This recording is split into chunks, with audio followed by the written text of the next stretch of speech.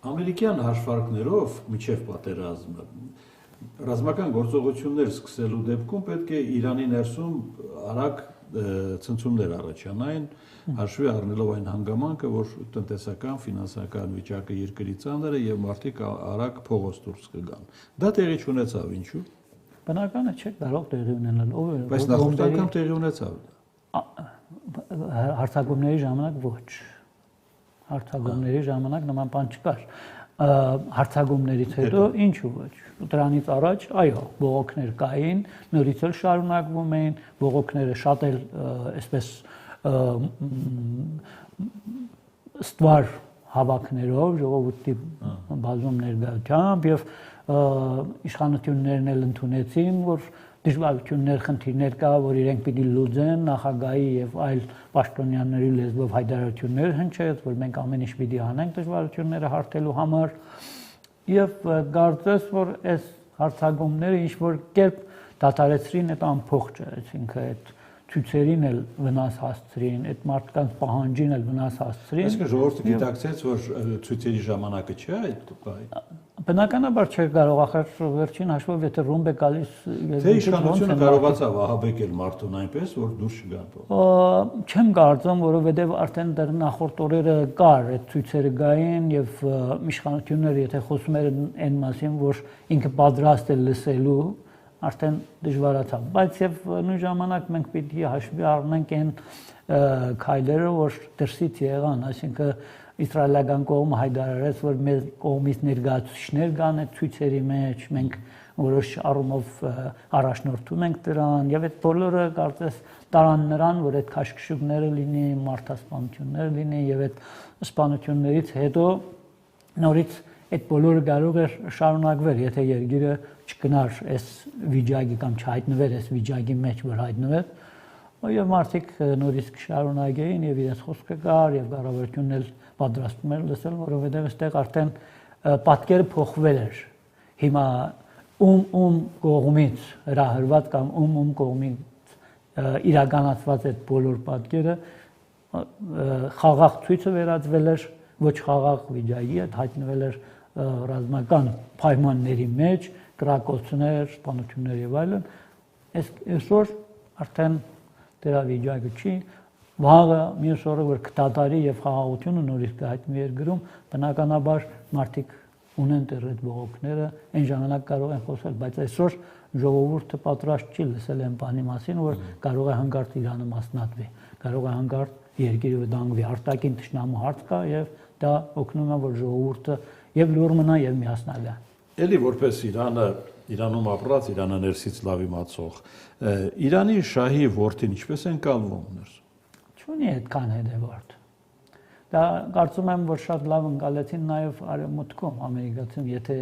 վստահաբար հետևել եք Թրամփի հայտարարություններին։ Եթե սկզբում շատ այսպես խանդավառված էր դրանում, բայց հետո հայտարարեց որ շահի ժառանգորդը, թագաժառանգը լավ տղա է, բայց դե չունի Իրանում տեղ։ Կարծում եմ այդ փաստ է, բան չունի։ Իրանի էթնիկ կազմը կարող է օգտագործվել Իրանի դեմ։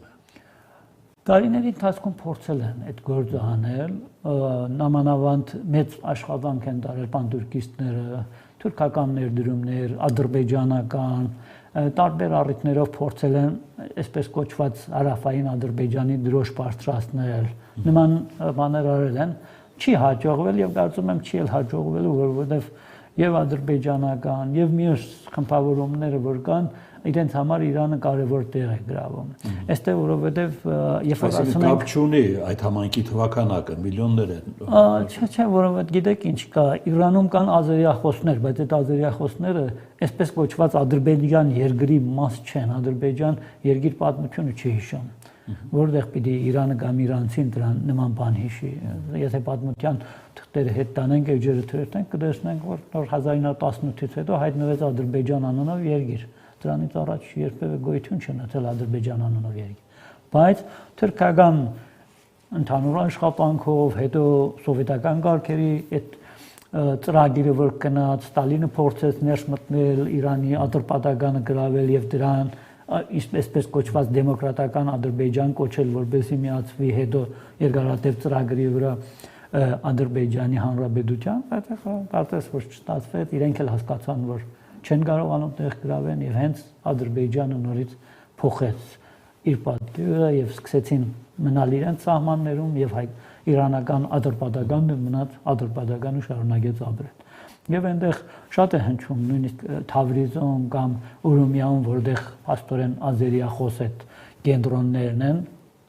որ եթե պիտի միանալ, ապա Ադրբեջանի Հանրապետությունն է, որ պիտի միանա Իրանին եւ ոչ թե հակառակը։ Նման հայտարարություններ են հնչում։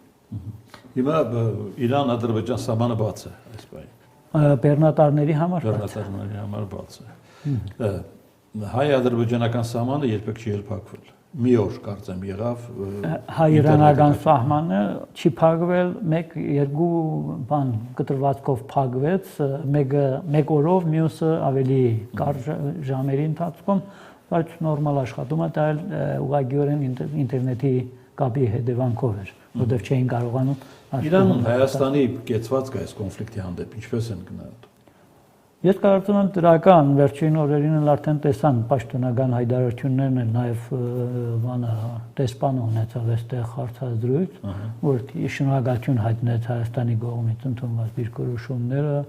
եւ շնորհավորանքների առումով եւ մոդեցումների առումով տարբեր բանը որ ունեցան իրենք դրական են տեսնում եւ նամանավանդ որ Հայաստանը ունի են հարաբերությունները որի հիման վրա պիտի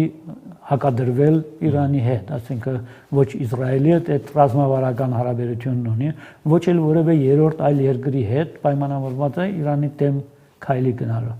Ես հարցը կարծում եմ, որ իրանական կողմի համար փաստ է, նույնիսկ եթե հիշում եք, շատ թեժացավ այս հարցը Թրիպի ծրագրի նախօրյակին եւ բավական իրանական կողմը դժգոհանք հայտարարեց այդ մասին, երբ որ հայկական կողմը եւ Բարոն Արմեն Գրիգորյանի այցը, փոխվարչապետի այցը եւ այլոց այցերը, որոնք եկան բացադրելու թե իրենից ինչ է ներկայացնում այդ եւ Հայաստանը ինչպես է նայում դրան, լրիվորեն հարթվեց այդ մտահոգությունները եւ այլ Պատերազմի նախորդին Հայաստանի պաշտպանության նախարարի այցը։ Այո, այդ արդեն նաեւ լրացուցիչ էր այդ բոլորի համար կարծում եմ։ Թրամփն այսօր ասում է հոգեվոր նոր առաջնորդը խաղաղ կյանք չի ունենա։ Դե ինչ ասեմ։ Չէ, դա չի կարևորը։ Կարևորը այս ընտրությունը քաղաքական ինչ նպատակ է հետապնդում։ Դե գիտեք, նախ եւ առաջ Իրանի համակարգը այնպեսին է, որ պիտի ունենա առաջնորդ եւ դա պիտի ընտրեին։ Սովորաբար օրենքներն էլ շտաբեցում են, որ շատ արագ պիտի ընտրվի այդ առաջնորդը, իսկ եթե չեն կարողանում ընտրեին հենց որդուն, թե այդ որոշումը հետո կայացվում։ Ոչ, ժառանգական չէ այնտեղ։ Բայց այնտեղ կային 4 թեկնածուներ, որից ընտրվեց դա։ Հիմա ես իմ պատկերացումով կարող եմ բացատրել այդ հարցը, իրենք ինչ ձևերով են մտածել, չգիտեմ, բայց ինձ թվում է, որ իրանական կողմը նայում էր ընդհանուր ընթացքին, թե ինչպիսին է գնում, այսինքն ինչպես է արևմուտքը վերաբերում է հարցին, հիմա այս արևմուտք ասելով մենք հասկանանք Ամերիկա-Իսրայել է կոալիցիան ինչպես է վերաբերում այս խնդրին, իրենք ուզում էին ջախջախել այս բոլորը կամ չէին համաձայնում բանակցությունների։ Եթե ամերիկյան կողմը գնար նրան, որ պատրաստ է բանակցությունների, ես կարծում եմ ընդրությունը կարող է տարբեր լիներ։ Եթե պատրաստ չեն գնալ բանակցությունների եւ շարունակում են այդ հարցակումները, իրենք էլ բնականաբար պիտի ընտրեն ավելի կարճ դիրքերով դեմքի։ Ես կարծում եմ այստեղ կողմը կապիտուլյացիա է պահանջում։ Այո, կապիտուլյացիա է պահանջում, իսկ դա այն բանը չի, որ արդեն բանակցությունների պետք ունի։ Այս խնդիրն է։ Հիմա այստեղ էլ եւ արտգործնախարարի հայտարարության մեջ ինչպես նախապես ասացի եւ մյուսների մեջ դա երևում է, այսինքն եթե կապիտուլյացիա է պահանջում, կապիտուլյացիայի մասին է խոսում, ուրեմն բանակցությունները անիմաստ է եւ մենք կարող ենք շարունակել պատերազմը։